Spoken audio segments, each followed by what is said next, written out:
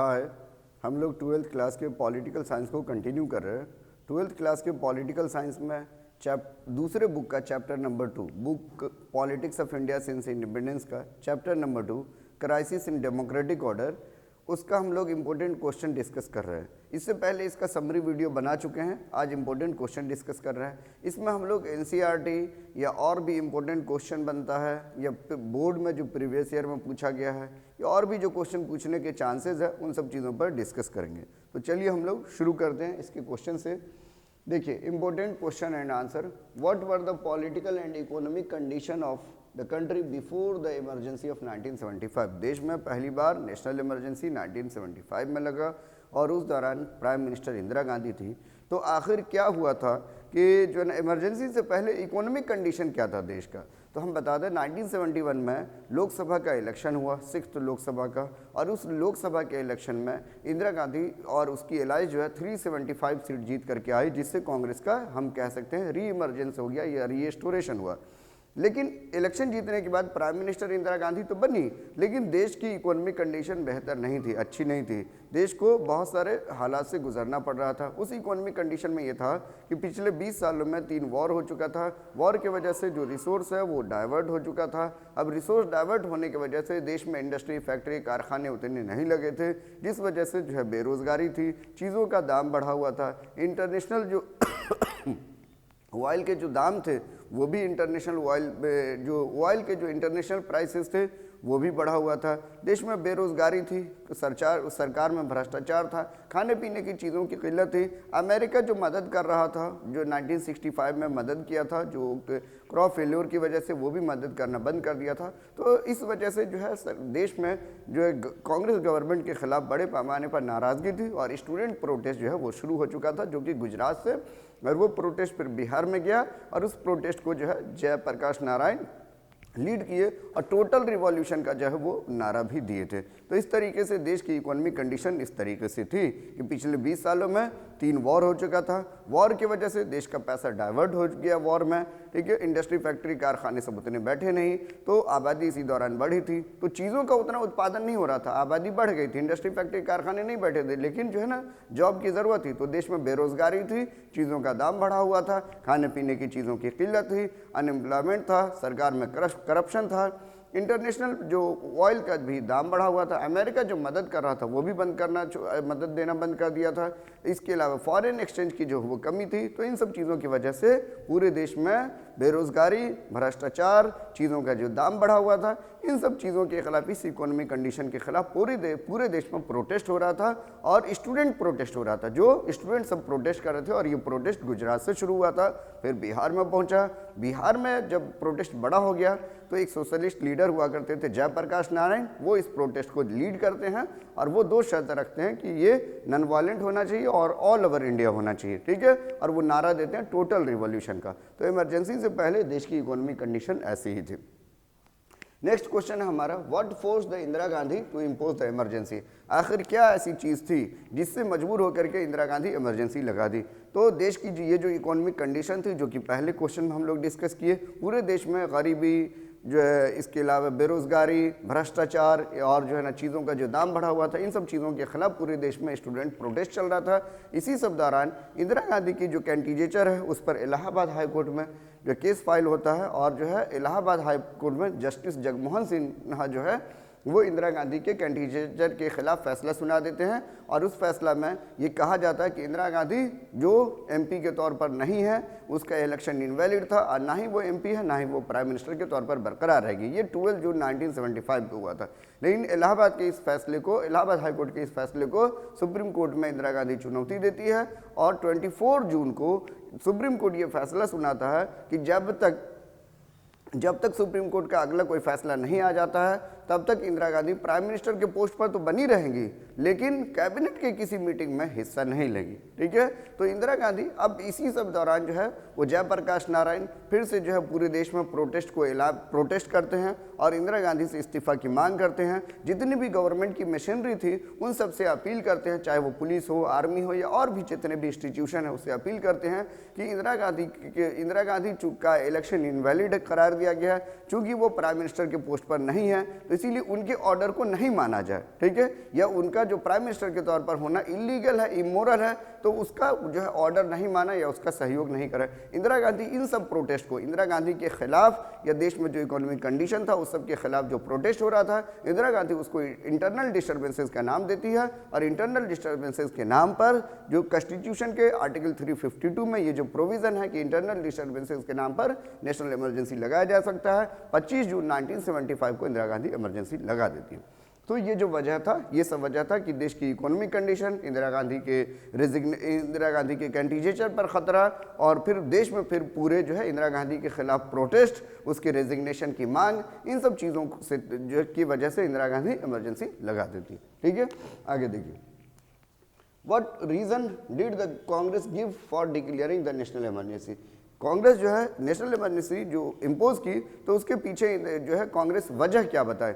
तो कांग्रेस का कहना था कि देश में चुने हुए सरकार के खिलाफ जो है, देश में चुनी हुई गवर्नमेंट के खिलाफ लोग जो है प्रोटेस्ट कर रहे हैं, और उस प्रोटेस्ट में न जो है अनडेमोक्रेटिक तरीका जो है वो अपना रहे हैं, देश की चुनी हुई सरकार को काम करने नहीं दे रहे हैं, उसके प्रोग्राम और पॉलिसीज़ को इम्प्लीमेंट करने में जो है वो बाधा, डिस्टर्बेंसेस क्रिएट कर रहे हैं, और देश के कुछ लोग देश की सरकार के खिलाफ और जो है देश के खिलाफ काम कर रहे हैं। इंटरनल सिक्योरिटी का थ्रेट बना हुआ है, बाहर से देश के कुछ लोग बाहरी लोगों के साथ मिलकर के देश के खिलाफ साजिश कर रहे हैं। ठीक है, तो ये सब जो है इंदिरा गांधी या कांग्रेस जो है इमरजेंसी का वजह बताती है। क्या वजह बताती है कि देश के लोग जो है चुनी हुई जो सरकार है, देश के कुछ लोग चुनी हुई जो सरकार है, चुनी हुई सरकार को अपने तरीके से काम नहीं क्रिएट करने दे रहे हैं। ठीक है, प्रोटेस्ट और जो है डेमोस्ट्रेशन में जो अनडेमोक्रेटिक मीन्स को अपना रहे हैं। ठीक है, देश के गवर्नमेंट को देश के लिए जो प्रोग्राम, देश के लोगों के लिए प्रोग्राम और पॉलिसीज़ है उसको जो है वो इम्प्लीमेंट करने में बाधा क्रिएट कर रहे हैं, लॉ एंड ऑर्डर को जो है वो इम्प्लीमेंट करने में बाधा क्रिएट कर रहे हैं, देश के कुछ लोग बाहरी देशों से मिलकर के देश के खिलाफ साजिश कर रहे हैं। ठीक है, तो ये सब जो है ये सब जो है कांग्रेस रीजन दी इमरजेंसी लगाने का। आगे देखिए, The 1977 election for the first time saw the opposition coming into the power at the center. What would you consider the reason for this development? बोला जा रहा है कि जब इमरजेंसी 1977 में ख़त्म हुआ तो फिर से 7th लोकसभा इलेक्शन होगा। उस लोकसभा इलेक्शन में पहली बार ऐसा देखा गया कि जितने भी अपोजिशन पार्टी थे वो सब अलायंस करके गवर्नमेंट जो है वो अलायंस करके इलेक्शन लड़ती है और इंदिरा गांधी के खिलाफ कंपेन करती है। सभी मिल करके नारा सभी पॉलिटिकल पार्टी अलायंस में कंटेस्ट करती है इलेक्शन और नारा देती है इंदिरा हटाओ और लोकतंत्र बचाओ, इंदिरा हटाओ और देश बचाओ। तो ऐसा देखा गया कि इससे पहले, ठीक है, बहुत बार इससे पहले भी जो है 1967 के इलेक्शन में सभी जो है कंबाइंड इलेक्शन जो है लड़ते हैं अलायंस में, लेकिन उन लोगों की सीट तो बढ़ जाती है, जीत नहीं पाते हैं। लेकिन फिर से ऐसा देखा गया कि चूंकि कांग्रेस की जुल्म और ज्यादती को देखते हुए जो है कांग्रेस की गवर्नमेंट इमरजेंसी के दौरान जो जुल्म और ज्यादती की थी, अनडेमोक्रेटिक मीन्स को जो है अपनाई थी, लोगों के राइट्स को छीनने की और दबा या लोगों की आवाज़ को दबाने की कोशिश की गई थी। इस वजह से सारी पार्टी एकजुट होकर के इलेक्शन लड़ती है, अलायंस में इलेक्शन लड़ती है और किसी तरीके से मेजोरिटी आ जाता है और जनता पार्टी की जो है वो गवर्नमेंट बनती है। तो ये रीज़न रहा, ठीक है, कि 1977 के इलेक्शन में जो इलेक्शन हो रहा था वो इमरजेंसी के जस्ट बाद का इलेक्शन था। तो इस इलेक्शन में सभी पॉलिटिकल पार्टी एक साथ इंदिरा गांधी के खिलाफ जो है अलायंस करते हैं या कांग्रेस को पावर से हटाने का अलायंस करते हैं और इलेक्शन का ये जो कैंपेन होता है ये एक साथ सभी का ये कैंपेन होता है कि इंदिरा हटाओ और लोकतंत्र बचाओ। क्योंकि इमरजेंसी के दौरान जो जुल्म और ज्यादती हुआ था, लोगों को जो है बड़े पैमाने पर गिरफ्तार किया गया था, प्रेस पर सेंसरशिप लगाई गई थी, पाबंदी लगाई गई थी, लोगों के राइट्स को छीना गया था, इन लोगों की आवाज़ को दबाने की कोशिश की गई थी। ठीक है, तो जो डेमोक्रेटिक राइट्स होते हैं उन सब के खिलाफ इंदिरा गांधी या कांग्रेस की गवर्नमेंट जो काम की थी, तो ये सब अभी भी लोगों के जहन में ताज़ा था और सभी पॉलिटिकल पार्टी एकजुट होकर के इसी जो है वो इमरजेंसी के को एक मुद्दा बनाते हैं और इलेक्शन कंटेस्ट करते हैं और इंदिरा गांधी या कांग्रेस की गवर्नमेंट को हरा करके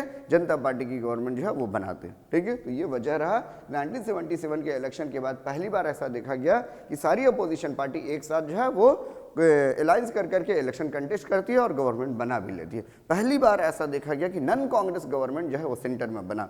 क्योंकि 1951 में कांग्रेस की गवर्नमेंट, 1956 में कांग्रेस की गवर्नमेंट, 1961 में कांग्रेस की गवर्नमेंट, 1967 में, ठीक है, कांग्रेस की ही गवर्नमेंट थी, लेकिन इस बार गवर्नमेंट मुश्किल से बनी थी, मेजोरिटी मुश्किल से आ पाया था और बहुत सारे स्टेट में भी इलेक्शन हार गई थी। लेकिन 1971 में फिर से जो है वो कांग्रेस एक तरफा जीतती है और फिर 1975 में इमरजेंसी लग जाता है। 18 मंथ के इमरजेंसी के बाद 1977 में फिर से इलेक्शन होता है और इस इलेक्शन में सारी अपोजिशन पार्टी एकजुट होकर के वर्सेस इंदिरा गांधी के खिलाफ इलेक्शन लड़ती है।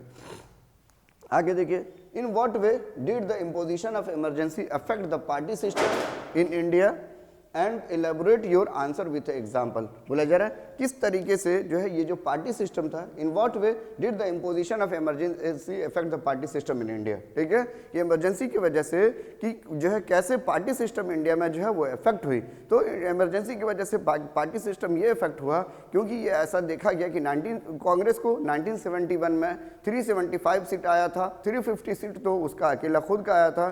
तो इतने इन सब इलेक्शन में देखा गया कि कांग्रेस एक तरफा जो है वो जीत जाती थी और कांग्रेस को अच्छा खासा वोट आ जाता था और इसी वजह से ऐसा देखा गया कि कांग्रेस पर या गवर्नमेंट पर किसी तरीके का जो है कंट्रोल नहीं था। एक तरफा इंदिरा गांधी का ये फैसला था इलेक्शन इमरजेंसी इम्पोज कर देने का। तो इसके बाद देखा जाता है कि 1977 में बहुत सारी पार्टी अलायंस कर लेती है और अलायंस कर करके इलेक्शन जीतती है और उस अलायंस में वर्सेज इंदिरा का इलेक्शन होता है कि जो है अपोजिशन वर्सेज इंदिरा। जितने भी जो पार्टी जो भी लीडर सब थे जो कांग्रेस से नाराज थे वो भी अपोजिशन या अलायंस को ज्वाइन कर लेते हैं और पहली बार देखा जाता है कि अलायंस की गवर्नमेंट बन जाती है, ठीक है।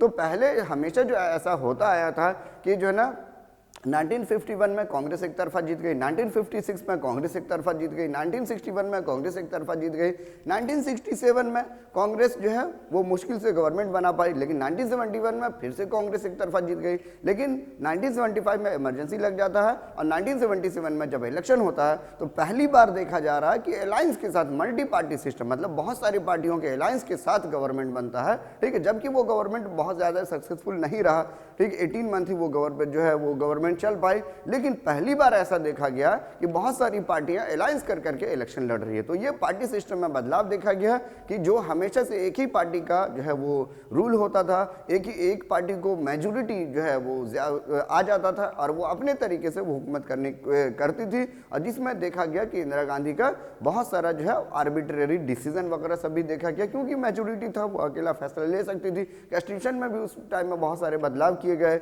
जो गवर्नमेंट और जुडिशरी के बीच भी बहुत सारा कॉन्फ्लिक्ट था। तो पहली बार ऐसा देखा जाता है कि इमरजेंसी के बाद बहुत सारी पार्टियां अलायंस कर रही है और अलायंस कर करके इलेक्शन कंटेस्ट कर रही है और उस अलायंस की वजह से जो है ना वो कांग्रेस को हरा देती है, ठीक है। 1977 में जनता पार्टी की गवर्नमेंट बनती है और वो जनता पार्टी की गवर्नमेंट जो है वो 18 मंथ रूल कर पाती है। उसके बाद फिर से इलेक्शन होता है 1980 में और इंदिरा गांधी फिर से जीत जाती है। आगे देखिए, राइट द आर्गुमेंट। तो ये आंसर और ये आंसर दोनों ऑलमोस्ट एक जैसा सिमिलर आंसर होगा। Right the argument in favour of and argument in against of the imposition of the emergency. बोला जा रहा है कि इमरजेंसी जो लगा था तो 25 जून 1975 को जो इमरजेंसी लगा तो इस इमरजेंसी के बाद लोगों का ओपिनियन जो है वो अलग अलग था। बहुत सारे लोग इमरजेंसी के फेवर में थे और बहुत सारे लोग इमरजेंसी के खिलाफ थे। जो लोग इमरजेंसी के फेवर में थे उनका क्या कहना था, जो लोग इमरजेंसी के खिलाफ थे उनका क्या कहना था। तो इमरजेंसी के फेवर में उन लोगों के बारे में बोलना है जो इमरजेंसी के फेवर में थे। तो दो आर्गुमेंट्स जो लिखना है, जो आर्गुमेंट्स लिखना है इमरजेंसी के फेवर में, तो उन लोगों के बारे में बोलना है जो इमरजेंसी को सही करार दे रहे थे। तो बहुत सारे लोगों का ऐसा ओपिनियन था कि वैसा ही कि चुनी हुई सरकार थी, ठीक है, चुनी हुई सरकार को अपने तरीके से काम करने देना चाहिए। डेमोक्रेसी में जो है ना बार बार धरना, प्रोटेस्ट और इन सब डेमोस्ट्रेशन, इन सब चीज़ों से जो है वो सरकार को काम करने में बाधा होता है, ठीक है। बहुत सारे लोग अनडेमोक्रेटिक मीन्स का जो है वो गवर्नमेंट के खिलाफ प्रोटेस्ट करने में अनडेमोक्रेटिक मीन्स को जो है इम्प्लीमेंट कर रहे थे। गवर्नमेंट को लॉ एंड ऑर्डर को क्रिएट करने में मुश्किल हो रही थी, इंटरनल सिक्योरिटी का थ्रेट था। इसके अलावा बहुत सारे लोग कुछ लोग बाहर के देशों के साथ मिलकर के देश के खिलाफ या गवर्नमेंट के खिलाफ साजिश रच रहे थे। तो ये सब जो है इमरजेंसी के फेवर में था, ठीक है। इमरजेंसी के अगेंस्ट में जो लोग थे तो उनका कहना था कि डेमोक्रेसी में लोगों के पास कुछ राइट्स होता है, डेमोक्रेसी में लोगों के साथ पास कुछ डेमोक्रेटिक राइट्स होता है। लोगों को अपने गवर्नमेंट के प्रोग्राम और पॉलिसीज के खिलाफ या गवर्नमेंट के फेल्योर के खिलाफ जो है प्रोटेस्ट करने का पूरा हक है। कोई भी किसी तरीके का नॉन वायलेंट प्रोटेस्ट नहीं था, पीसफुल प्रोटेस्ट था, किसी तरीके की इंटरनल सिक्योरिटी का कोई खतरा नहीं था। अगर इंटरनल सिक्योरिटी का खतरा होता तो होम मिनिस्ट्री पहले इससे पहले नाराजगी जताई रहती या कंसर्न जताया रहता।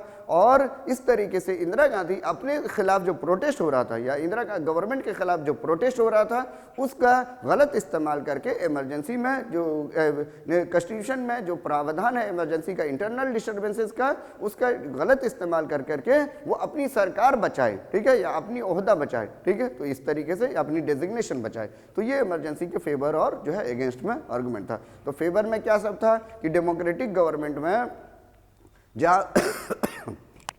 जहां पर भी डेमोक्रेसी होता है तो डेमोक्रेसी में लोगों को इस बात का हक है, डेमोक्रेटिक गवर्नमेंट को अपने तरीके से काम करने देना चाहिए। डेमोक्रेटिक गवर्नमेंट में बार बार धरना प्रोटेस्ट करने से सरकार को डिस्टर्बेंसेस होता है, सरकार के प्रोग्राम और पॉलिसीज इंप्लीमेंट करने में दिक्कत होता है, लॉ एंड ऑर्डर को गवर्नमेंट को इंप्लीमेंट इन्फोर्स करने में दिक्कत होता है। बहुत सारे कुछ लोग देश के कुछ लोग बाहर के देशों के साथ मिलकर के देश के खिलाफ साजिश कर रहे थे। तो इन सब चीज़ों की वजह से ऐसी सिचुएशन थी कि इमरजेंसी लगाना ज़रूरी था। लेकिन जो लोग इमरजेंसी के खिलाफ थे उनका कहना था कि डेमोक्रेसी में लोगों के पास कुछ डेमोक्रेटिक राइट्स होता है, ठीक है, जो डेमोक्रेसी में लोगों को गवर्नमेंट के जो है प्रोग्राम और पॉलिसीज के खिलाफ प्रोटेस्ट करने का पूरा हक है। प्रोटेस्ट हमेशा पीसफुल रहा, किसी तरीके की कोई जो किसी तरीके की कोई जो इंटरनल सिक्योरिटी का कोई थ्रेट नहीं था। अगर इंटरनल सिक्योरिटी का थ्रेट होता तो होम मिनिस्ट्री जो है कंसर्न जताया होता।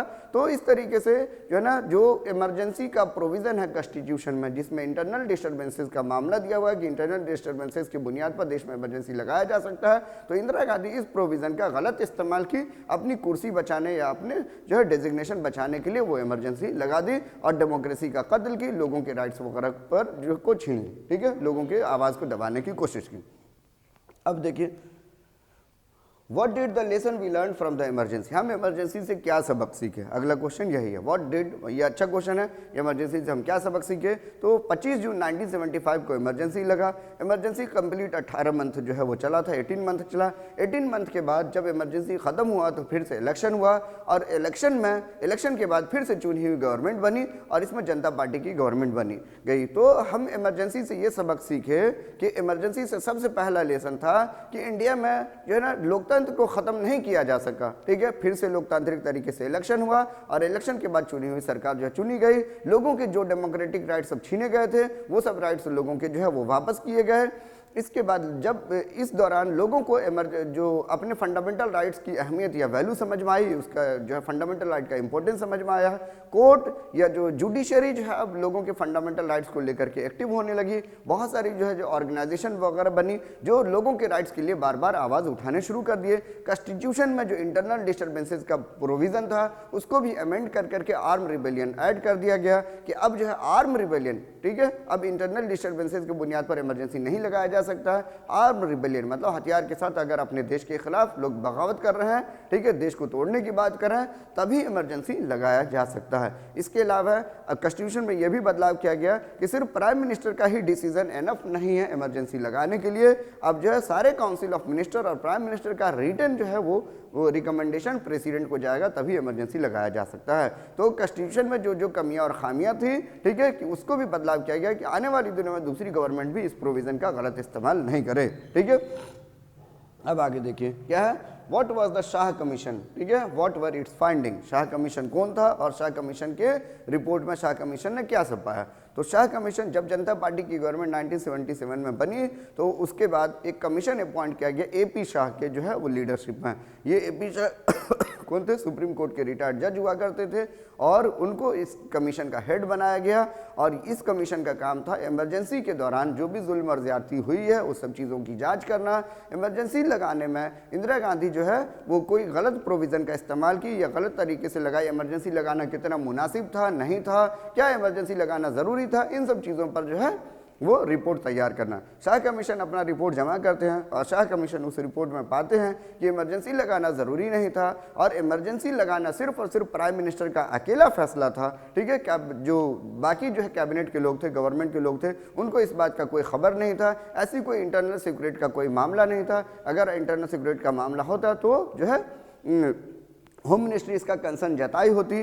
इसके अलावा जो भी प्रेस पर, ठीक है, बहुत सारे मीडिया चैनलों का, बहुत सारे जो मीडिया चैनल है, मीडिया हाउसेज हैं, उसका इलेक्ट्रिसिटी की सप्लाई कर देना, ये भी सही नहीं था। इसके अलावा बड़े पैमाने पर Misa, maintenance of internal security act, ये जो कानून है उसका भी जो है गलत इस्तेमाल किया गया। बड़े पैमाने पर प्रिवेंटिव डिटेंशन के तौर पर लोगों को गिरफ्तार करके रखा गया। तो इमरजेंसी में जो शाह कमीशन इमरजेंसी के दौरान जो जुल्म और ज्यादती हुई थी, उन सब चीज़ों को जो है वो मानता है कि हाँ, इंदिरा गांधी ने इमरजेंसी के प्रोविजन का गलत इस्तेमाल किया और लोगों के साथ जुल्म और ज्यादती की गई। अब आगे इस तरफ देखिए, discuss the effect of emergency on the following. Emergency का इफेक्ट इन सब चीज़ों पर कैसा था? तो इफेक्ट ऑफ जो है इफेक्ट ऑन द इमरजेंसी का effect on the civil liberties of a citizen. Civil liberties मतलब कि आम लोगों के जो है जो आज़ादी पर क्या असर पड़ा। तो जब भी इमरजेंसी 25 जून 1975 को इमरजेंसी लगा दिया गया, जब भी नेशनल इमरजेंसी लगता है तो देश में जितने भी फंडामेंटल राइट्स होते हैं, ठीक है, आर्टिकल 20 और 21 के अलावा सभी फंडामेंटल राइट्स एब्रिज हो जाते हैं। आप कुछ भी बोल नहीं सकते हैं, ठीक, आपकी फ्रीडम ऑफ स्पीच और एक्सप्रेशन ये सब, और या प्रोटेस्ट करने का अधिकार, ये सब जो खत्म हो जाता है। तो इमरजेंसी की वजह से लोगों के जितने भी अधिकार थे, सिविल लिबर्टीज थे, वो सारे अधिकार जो है वो खत्म, छीन लिए गए। अब जो है लोग गवर्नमेंट के खिलाफ बोल नहीं सकते थे, धरना प्रोटेस्ट कर नहीं सकते थे, लोगों को बड़े पैमाने पर गिरफ्तार किया गया, लोगों की डिसेंट या आवाज़ को जो है वो दबाने की कोशिश की गई, ठीक है। तो ये इफेक्ट पड़ा, इफेक्ट ऑन सिविल लिबर्टीज, लोगों की आज़ादी पर इफेक्ट पड़ा, क्योंकि नेशनल इमरजेंसी में आर्टिकल 20 और 21 में जो फंडामेंटल राइट्स है, उसके अलावा जितने भी राइट्स हैं वो सभी छीन लिए जाते हैं। आप कुछ भी बोल नहीं सकते हैं, आप जो है गवर्नमेंट के खिलाफ क्रिटिसिज्म नहीं कर सकते हैं, इसके अलावा आप धरना प्रोटेस्ट नहीं कर सकते हैं। तो बड़े पैमाने पर लोगों की गिरफ्तारी वगैरह भी हुई। तो सिविल लिबर्टीज लोगों का बड़े पैमाने पर इफेक्ट हुआ। अब देखिए, impact on the relationship between executive and judiciary. Judiciary और एग्जीक्यूटिव में जो है वो क्या इम्पैक्ट हुआ? तो जुडिशरी और एग्जीक्यूटिव में इमरजेंसी के दौरान भी कन्फ्लिक्ट चल रहा था। इंदिरा गांधी बहुत सारे कॉन्स्टिट्यूशन के बहुत सारे प्रोविजन में बदलाव करने की कोशिश करती है, जैसे फंडामेंटल राइट को ख़त्म करने की कोशिश कर रही थी, तो फंडामेंटल राइट को कम करने की कोशिश कर रही थी, लेकिन सुप्रीम कोर्ट उस मामले में भी जो है इंटरफेयर करती है। इसके अलावा जो है जो जजेस के अपॉइंटमेंट का, जो चीफ जस्टिस के अपॉइंटमेंट का, उसको भी लेकर के जो है वो कन्फ्लिक्ट चल रहा था। और उसके बाद राइट टू प्रॉपर्टीज़ को भी ख़त्म करने को लेकर के प्रोटेस्ट चल रहा था। तो इमरजेंसी के दौरान एग्जीक्यूटिव और जुडिशरी को लेकर के भी जो है वो रिलेशन स्ट्रेन चल रहा था, कन्फ्लिक्ट चल रहा था, ठीक है, दोनों में तनाव था, ठीक है। Functioning of the mass media, emergency की वजह से मास मीडिया पर क्या इफेक्ट पड़ा? तो इमरजेंसी की वजह से मास मीडिया पर यह इफेक्ट पड़ा कि जितने भी मीडिया थे उन सब पर सेंसरशिप लगा हुआ था, ठीक है। बहुत सारे इलेक्ट्रिसिटी हाउसेस का बिजली काट दिया गया था। मीडिया पर यह पाबंदी लगा दी गई थी कि गवर्नमेंट के खिलाफ कोई कुछ भी छाप नहीं सकता है, ठीक है। कुछ भी छापने से पहले ऑब्जेक्शनेबल हो तो गवर्नमेंट को दिखा देना है, अगर गवर्नमेंट परमिट करेगी तभी। तो मीडिया को कंप्लीट जो है वो कंट्रोल कर लिया गया था, गॉग कर लिया गया था। तो इमरजेंसी का इम्पैक्ट जो है वो प्रेस पर भी जो है पड़ा। क्या पड़ा प्रेस पर? कि उस पर सेंसरशिप लगा दिया गया, पाबंदी लगा दी गई, ठीक है। और गवर्नमेंट के खिलाफ कोई कुछ भी आज़ादी से छाप नहीं सकते थे, गवर्नमेंट के खिलाफ कुछ भी लिख नहीं सकते थे, ठीक है।